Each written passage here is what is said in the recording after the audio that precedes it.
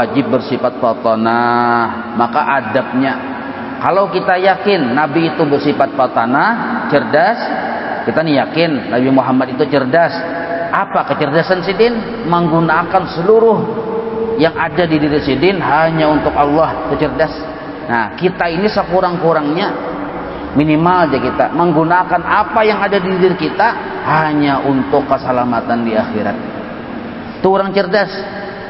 Jadi baisi misalnya harta untuk keselamatan di akhirat, untuk kebahagiaan di akhirat. Berusaha ujung-ujungnya untuk keselamatan di akhirat. Walaupun gawiannya usaha. Ini orang cerdas sebenarnya. Kada mau gawian itu sia-sia, kada ada manfaatnya di akhirat, kan mau. Kalau kita begawi 24 jam napakah? Tapi amun agak untung apa jarang, ujung-ujungnya kada ada keuntungan di akhirat, kada pintar. Sebab kita yang iyanya kena beisi rumah di akhirat, yang iyanya beisi kabun di akhirat, beisi istana di akhirat, beisi bini di akhirat. Bini di dunia ini sementara aja. Sementara aja kita. Artinya kada bujur-bujur nikmat. Yang bujur-bujur nyaman untuk kena di akhirat. Nah, gitu. Jadi segala sesuatu di dunia ini kita manfaatkan, kita niatakan untuk kesejahteraan dan keselamatan kita di akhirat. Nah, ini yang disebut cerdas. Ini minimal nih. Nah, amun maksimalnya bukan untuk akhirat. Nah, tetapi untuk keridhaan Allah Subhanahu wa taala. Itu maksimalnya. Tapi kita kada kawan nang kaitunya lain-lain pangmakamnya. Nah, kita ambil yang jalur yang mudah dipahamnya. Cak ibarat kita nih bicara min, kelihatan dari rambut di atas terus sampai ke rambut jari batis. Kan batang tubuh naranya nih. Seluruhnya kita niatakan walaupun belum, niatakan dulu untuk keselamatanku dan kesejahteraanku di akhirat. Nah, anu dulu materai ya kita dari tangan perangko ke materai kah. Nah, dari tangan dulu gitu. Karena melihat pulang rumah untuk keselamatan dan kesejahteraanku di akhirat. Nah, jadi kita mau ulah rumah tuh untuk keselamatanku dan kesejahteraanku di akhirat. Kendaraan pulang beisi, balumpang beisi hanya hendak menukar, sudah berniat nangka itu. Ada boleh kita meniatakan sesuatu yang ada di diri kita hanya untuk sebatas ingat dunia saja, menikmatinya. Bisikan kendaraan, sagan beramian bajalanan, kasana kamari kunyuk-kunyuk narai, kakain aja kita. Nah, kakain aja tuh, kunyuk-kunyuk narai itu ada kita. Nah, misalnya pulang misalnya berisi rumah hanya untuk sekedar makan guring menaung aja tuh, kada. Kalau hanya ingat situ, berarti kada cerdas sebenarnya. Kada pintar. Kenapa kada pintarnya? Berarti hanya berakhir kepada itai. Tapi itai lah. Makan, guring, segala macam kenikmatan itu. Kalau kada kita niatakan untuk akhirat kita, berakhir kepada sebatas itai. Ujar orang dia, kucik utahai. Nah, ingat situ hajanya. Ingat tahilarut aja rugi. Tahilarut tuh siapa? Hakun mano. Nah, kemana bukannya tahilarut? Nih, mun suah berdiam di pinggir sungai, tahu makna filosofis tahilarut tuh. Nah, apalagi tengah malam langsung bercabur apa tajaburi tahilarut tahu tuh. Nggih. Talawasi sabun. Nah, itu yang maksud cerdas nih, fatanah itu fatanah sebenarnya. Jadi siapa yang paling cerdas makhluk Allah? Rasulullah. Di mana kecerdasan sidin? Nah, sidin gunakan seluruh jiwa raga sidin seluruhnya, harta sidin seluruhnya, tenaga sidin, pikiran sidin hanya untuk Allah. Nah, itu yang maksud cerdas sebenarnya, bukan cerdas yang berhitung. Kada. Nah, maka adabnya kita yakin Nabi itu, Rasul itu, Nabi kita Muhammad sidin itu bersifat fatanah. Nah, kita minimal mau umpati. Nah, maksudnya urusan di dunia ini nah kita ada usah terlalu semangat, terlalu menggebu-gebu sampai-sampai kita melupakan urusan akhirat kita. Nah, gitu. Sampai-sampai melupakan urusan akhirat kita.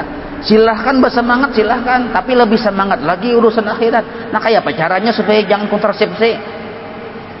Supaya jangan kontrasepsi nih, artinya berlawanan aja kita. Nah, kayak apa caranya? Nah, niatakan semangat kita yang menggebu-gebu usaha nih sagen keselamatan di akhirat. Nah, maka ampih jadi kontrasepsi.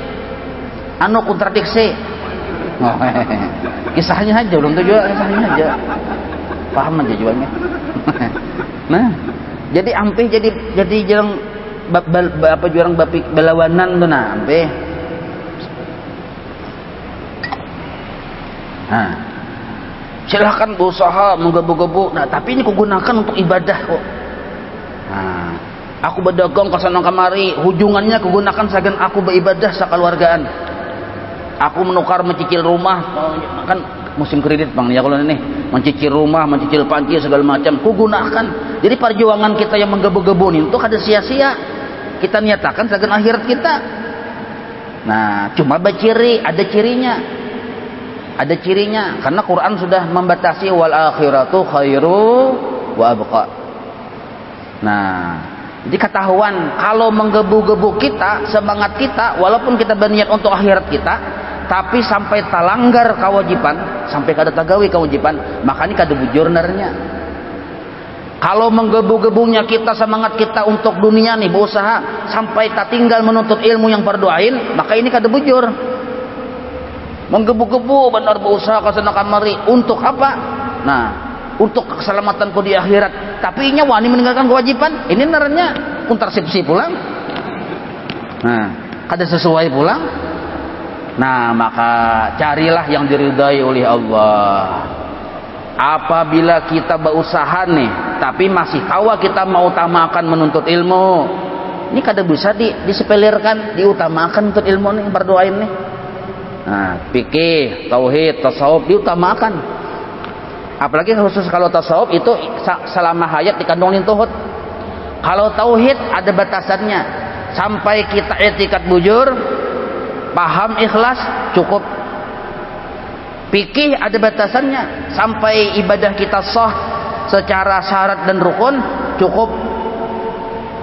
Nah, kalau tasawuf selama hayat dikandungin tuhud. Karena ini masalah adab dan iman. Karena iman dipadahkan oleh Nabi dah bisa bertipis, bisa berkandal, bisa bernaik, bisa berturun. Maka ilmu menjaga supaya iman kita tuh standar, itu tasawuf babnya. Jadi kadang-kadang tasawuf tuh berampih belajar karena ilmu adab. Nang kaya Rasulullah tiap waktu dilajari oleh Allah Taala adabani Rabbi. Itu tiap waktu. Nah, sama nang kayak kita kadang-kadang ampih belajar kalau urusan tasawuf itu bukan dalam kitab di awal-awal kitab Syiarus Salikin. Nah, itu ada nakalnya lah. Nah, maka apabila usaha kita yang menggebu-gebu ini masih kawa kita menuntut ilmu fardu ain, masih kawa kita menyempurnakan kewajiban kita kayak 5 waktu nih, masih kawa kita menggawi yang sunnah walau sedikit, qabliyah badiyah ada kawa 4 rakaat 2 rakaat saja, masih ada kawa menggawi duha ada kawa 8 ada kawa 40 ayo 2 aja. Nah, witir kada kawa 13, 11, 17. 1 barang. Nah, basadakah kada kawa 1 miliar. 2000 barang. Nah, ada aja tuh yang sunnah-sunnah kita gawe samampu. Karena Quran memadahkan mastata'tum. Kalau urusan sunnah mastata'tum. Samampu nyawa aja. Nah, beda kalau urusan wajib, haqqatuqatih kalau wajib sempurna. Nah, imbah tuh pelong kita berisi wiritan dari guru kita. Jar guru kita nih baca inilah. Nah, maka kita baca. Maka hakikatnya kita selalu bersama guru waktu membaca itu. Baca Ratibul Atas pagi, baca Ratibul Haddad sore, baca salawat misalnya. Waktu itu kita hakikatnya melihat guru kita berwirid. Ampih kita berwirid, kada melihat lagi kita lawan sidin yang berwirid. Berarti jauh naranya kada melihat. Nah, pahamlah pian nih. Itu maksud baguru. Jadi mun kita baguru, kita harus paham bahwa waktu kita kawa bawirid, kita harus sadar nih barakat guruku. Kita paham ini, paham itu segala macam barakat guruku, guru kita yang kita timbulkan. Nah, hendak menimbulkan Rasulullah ada awal lagi lain makamnya. Hendak melihat kebaikan Tuhan belum menjual lagi. Nah, maka langkah pertama kita timbulkan kelebihan guru kita. Nah, itu tuh adab orang berguru narannya. Jadi kita tuh walaupun di mana aja selalu bersama guru. Apabila bersama guru waktu berwirid, karena ini suruhan sidin dan ini bacaan sidin. Nah, itu paham itulah. Nah, amun kawa kita nang kaya itu, maka usaha kita yang menggebu-gebu, yang kesana kamari berusaha, tapi masih kawa yang 4 ini kita laksanakan, maka Allah ridha banget lawan ini. Nah, usaha kita tuh ridha benar Allah Taala. Nah, jadi Allah Taala teruskan. Nah, artinya tetap aja kita berusaha, jangan ampih di situ. Nah, karena usaha kita itu babarakat narnya. Nah, kecuali aja usaha kada mencukupi, hanya ada rumus tambahe lagi. Nah, gitu. Ada pulang rumusnya, tambahe lagi. Nah, itu. Jadi ini naranya cerdas naranya. Berarti pemahamannya ada cerdas, ada bebungolan. Siapa bebungolan? Nah, membangga-banggakan urusan dunianya, mengalahkan urusan kewajiban yang Allah tetapkan, mengalahkan urusan menuntut ilmu yang Allah wajibkan, mengalahkan urusan perkara-perkara yang sunnah yang Allah anjurkan, meninggalkan malapas wiritan. Apalagi memang kada bisi guru, ini rugi hidup. Kada bisi guru, siapa aja laki-laki ke bini-bini kabila kada bisi guru, setan gurunya. Setan yang menggambar-gambarkan di otaknya, walaupun ini membaca buku. Nah, tapi setan yang menggambarkan pemahaman, kaini, walaupun buku yang dibaca ilmiah, buku dibaca, tapi pemahaman itu beda. Nah, maka pemahaman yang lurus adalah pemahaman yang diajarkan oleh guru kita, pemahaman yang bersanad, kitab yang bersanad, yang ada an-nya. Nah, itu. Ada kawa kita memaham seorang, apalagi para saku. Ada boleh para saku. Kalau menurut pendapatku, kada boleh. Ujar Abuya Guru Syukur Bahari pimpinan Darussalam, nyawa bila ditakuni, nyawa harus tahqiq dengan jawaban. Kalau belum tahqiq, la adri jawabannya. Ana kada tahu. Kayak itu aja, jangan supan kita bapak dah ada tahu kalau orang bertakun. Amun kita hendak menjawab, wajib tahqiq. Maksud tahqiq apa? Apakah Quran dan hadis? Itu lain makam kita, itu wilayah mustahid. Kalau ada bertakun, apa dalil Qurannya? Kada usah dihirani, itu bukan Wahabi. Kalau ada bertakun, mana dalil Quran, mana hadisnya? Kada usah dilayani. Makam kita, makam yang di kitab. Ini mana dalilnya, pendapatnya? Ya kita buka kitab bab halaman baris ke-12 dari atas. Nah, itu tahqiq narnya. Ada boleh kita memaham seorang Quran dan hadis, apalagi berdalil dengan Quran dan hadis kalau kita bukan mustahid. Pahamlah. Nah, ada boleh lain level. Nah, harus yang masaknya kita tuh yang masaknya. Cak ibarat fikih, yang masaknya apa? Ada di kitab-kitab tauhid nang kayak tujuh fikih yang masaknya aja. Jangan mencari-cari. Nah, silahkan mencari-cari kalau level kita memang sudah sampai di situ. Please, sidun please.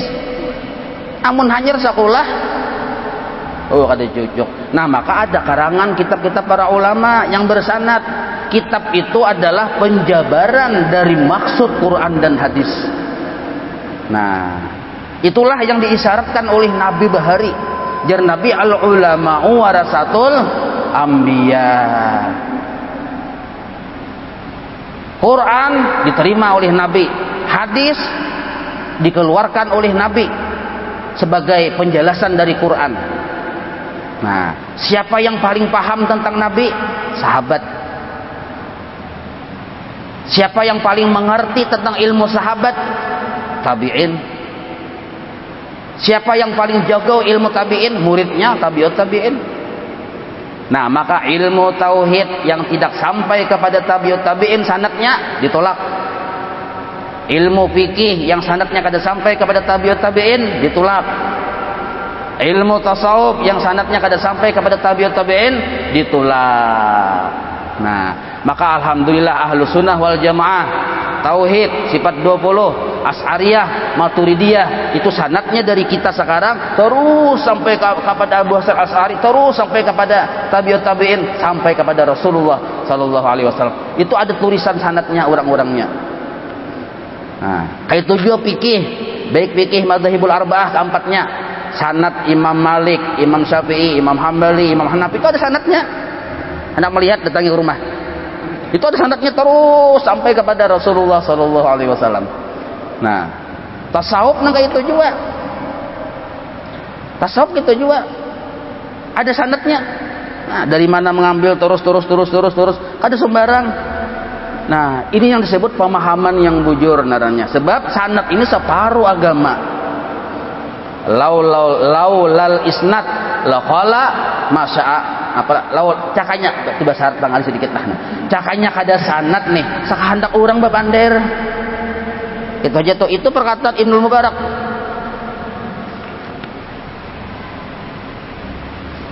Cakanya kada sanad ada sakahandak orang babander. Nah, nyawa pander ilmu sifat 20 mana? Siapa gurunya, Mak? Ayo. Oh, harus jelas siapa gurunya. Minimal itu kita harus tahu, jangan sembarang. Belajar lawan guru anu aja. Siapa guru sidin, teliti dulu. Jangan-jangan guru tong mana guru tong waluh guru sidin.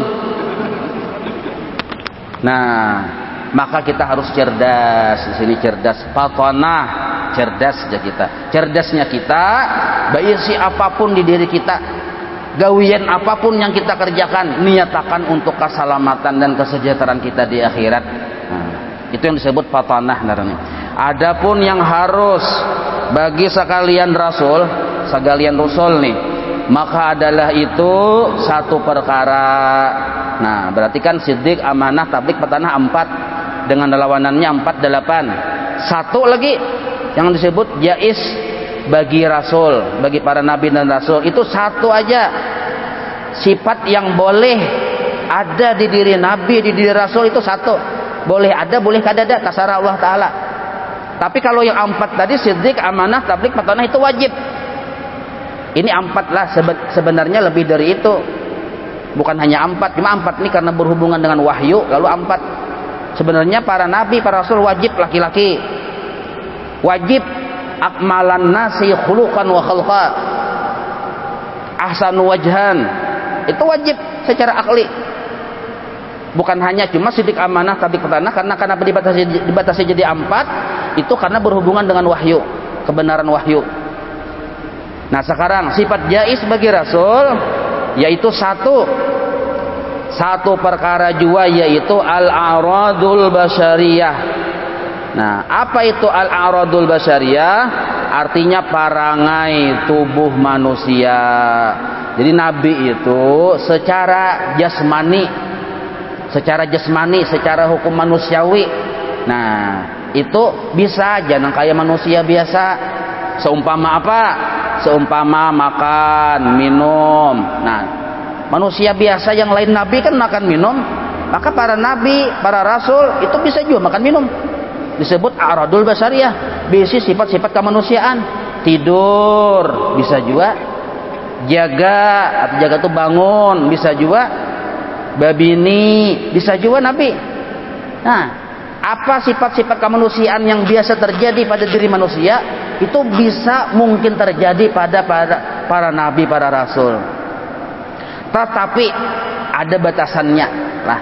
Maka mustahil walaupun nabi, rasul bisa saja kayak manusia, makan, minum, guring, babini, kauyuhan misalnya tuh, bisa aja kayak itu. Bahkan menangis bisa juga. Nah, tapi ada batasannya. Mustahil pada mereka itu arad, sifat basyariyah manusia yang menjadikan kekurangan pada hak mereka. Maksud menjadi kekurangan ini yang menurunkan martabat mereka. Nah, tertulis di bawah kekurangan tuh yang menurunkan martabat mereka. Nah, artinya walaupun bisa nabi rasul itu nang kaya manusia, bisa sifat, tapi kada sampai jatuh martabat. Misal Kada mungkin para nabi, para rasul sampai nang kaya manusia bisa gigilaan. Nah, kan manusia bisa gigilaan sebulan sekali. Kena datang wayahnya tak kurehing seorang, tunggul di kurehing siden. Nah, lamari di pandiri siden, panci di kuringi siden. Nah, sampai gigilaan deh kita. Itu sifat manusia. Adalah pada para nabi dan rasul kayak itu? Ada. Jadi walaupun sifat manusia itu mungkin ada pada diri nabi dan rasul, tapi ada sampai menjatuhkan martabat mereka. Nah, seperti sakit gila, ada mau sakit gila? Atau sakit besar, maksud besar di sini menular. Tulis di bawah besar menular. Sakit menular, ada mau? Kulupang misalnya nabi itu, nah, misalnya Nabi Musa aja bisa penyakit menular aja, ada mau? Karena nabi ini hakikatnya membawa risalah untuk seluruh orang banyak. Amun menular kan udah diparaki. Kalau pengen banggapan bisa aja Nabi Muhammad itu karena corona aja. Nah, ada boleh itu? Ada boleh? Ada boleh nggak itu para nabi kada mau karena corona. Karena penyakit menular kada mau. Nah, jadi mereka itu walaupun bisa garing, tapi garing yang biasa, yang kada menular dan kada gila, yang membuat mereka tadi martabatnya turun. Jua adanya. Nah, hikmahnya lah. Kenapa para nabi, para rasul dijadikan Allah berisi sifat a'radul basariyah, sifat-sifat manusia biasa ada di diri sidin. Pertama, hikmahnya ini penting kita tahu, supaya kita umatnya kada menjadikan sidin Tuhan.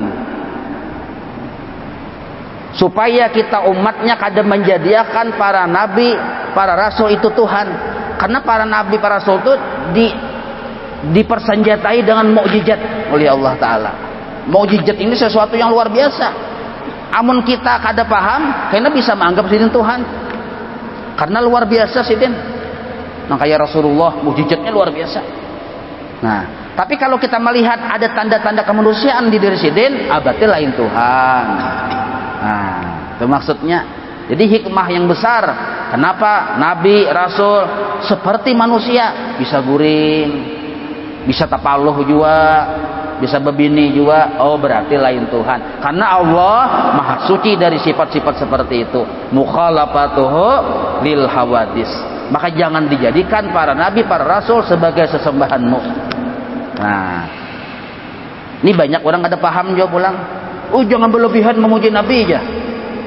Ada juga gitu ya, kalau karena bingung kayak jadi Tuhan, makanya manuhan akan Nabi Isa tuh karena umatnya berlebihan ya. Bujur, jangan berlebihan. Bujur. Tapi ulun betakun nah, siapa yang menyambat jangan berlebihan memuji Nabi siapa? Datang ke sini nah. Ulun betakun. Kalau kita menganggap orang yang maulitan di mana-mana maulitan memuji Rasulullah dianggap berlebihan, sekarang ulun bertanya, siapa yang sudah memenuhi kota untuk memuji Rasulullah? Sudah mencukupi kotanya sebagai pujian kepada Rasulullah, siapa orangnya? Ada. Kita ini malah kekurangan memuji Nabi, kekurangan baca salawat kepada Nabi, kekurangan mengagungkan dan membesarkan Nabi. Datang di mana berlebihan? Cukup aja kada. Pikirkan halus-halus nah, pian berpikir ulun minum.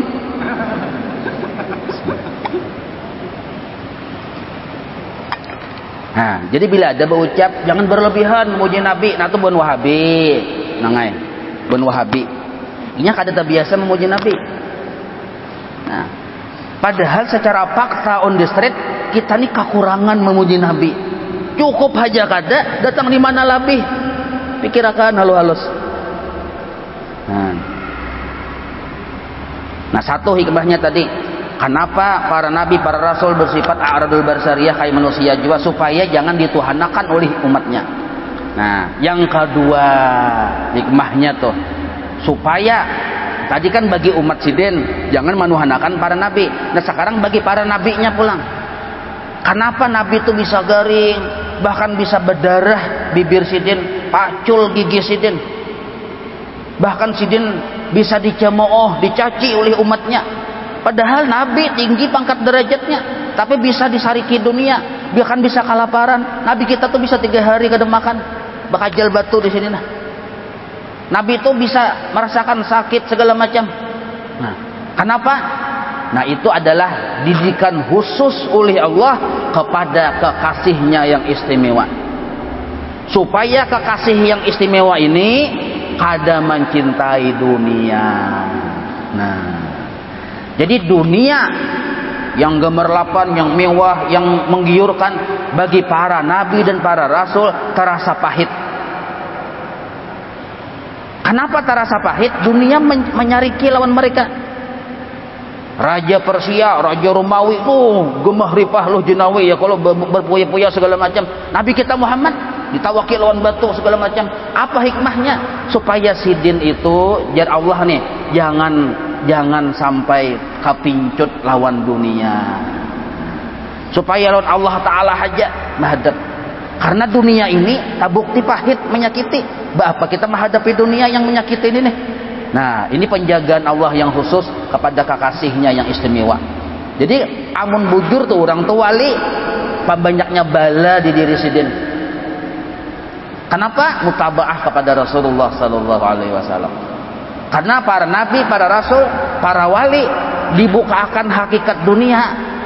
Apa hakikat dunia? Pahit, dicaci, disambati, dipitnah, itulah dunia. Karena sudah tahu hakikat dunia yang kayak itu, nah maka ampihlah hati ini berhadap, mengharap, memegang, bahkan mencintai, ampih kepada dunia, hanya kepada Allah. Karena hakikat dunia dibukakan pahit. Nah, siapa yang manis, yang menggiurkan? Allah dalam pandangan mereka. Nah, ada kita ini kan belum lagi melihat aslinya dunia, masih terlihat habang hijaunya dunia, masih rame, makanya ketujuh. Nah, berarti kita lain kekasih Tuhan tak? Nah, kita masih ketujuh lawan dunia. Nah, belum lagi dibukakan hakikat dunia tadi. Kalau bubuhan nabi, para wali dirasakan enggak itu? Nah, dua sudah. Yang ketiga kayaknya gini. Sudah isa ya kalau. Nah, cuma dua aja tuh, nah supaya kita tahu. Kalau pengen orang bertakun, apa aja para nabi? Maka nabi aja maka bisa garing aja. Nah, itu jawabannya tadi. Supaya bagi umatnya kada dituhanakan karena ada sifat manusia, sifat makhluk, dan bagi sidin kada mencintai lawan dunia karena dunia itu pahit bagi sidin. Nah, insyaallah kita sambung. Wallahu a'lam. Maulaya salli wa sallim daiman abada ala habibika khairi khalqi kullihim ya rabbi bil mustafa واغفر لنا ما مضى يا واسع الكرم وصلى الله على سيدنا محمد وعلى آله وصحبه وسلم الحمد لله رب العالمين.